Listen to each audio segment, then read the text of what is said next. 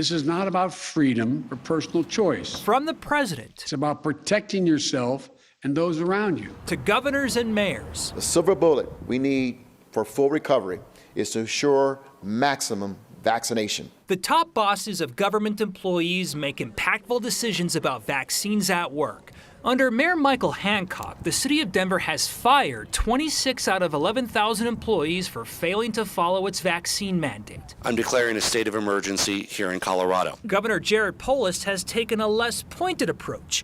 State employees can avoid the shot and avoid disclosing their vaccination status, but they must test twice a week. Our analysis shows out of 28,000 state employees, about 4,500 have not disclosed their status. That's 16% of state employees. Compare that to the city of Denver's less than 1% unvaccinated who got special exemptions. Since your federal tax dollars pay for COVID tests, our data review shows state testing can cost up to $1 million a week. Seems like a pretty fair-minded approach. Dr. Cindy Fukami is a professor of management at the University of Denver. Anytime we lose an employee, it's costly. She says in today's labor market, firing an employee can cost nearly double their salary because you have to recruit, hire, and train all over again. Dr. Fukami says the state's approach saves more money and avoids hassle.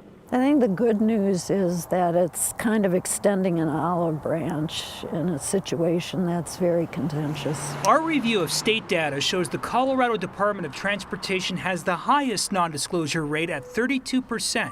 That's about 1,000 employees. Is your agency doing enough here to try to get that number lower? We can always do more. CDOT spokesperson Matt Enzio. It's hard to put it down to one thing. Can't say exactly why CDOT has the highest non-disclosure rate. What is your agency doing to get that number lower? From the beginning, we've been strongly encouraging everyone to get vaccinated. The agency has hosted health clinics and vaccination buses at CDOT locations. And for those who refuse vaccination, Enzio says testing works. We've found nearly 100 cases so far. Those are coworkers who are protected. Those are other family members of those employees who are protected. Not only do the tests cost money, but the state allows employees to test on the clock, costing state time. CDOT says it's like a drug screen employees are already used to doing. Is that a good use of agency resources to allow that state time testing? Our commercial driver's license holders have already had to do similar work. This is a sort of a rhythm of our work that's not that unfamiliar. Mandatory vaccines or mandatory testing?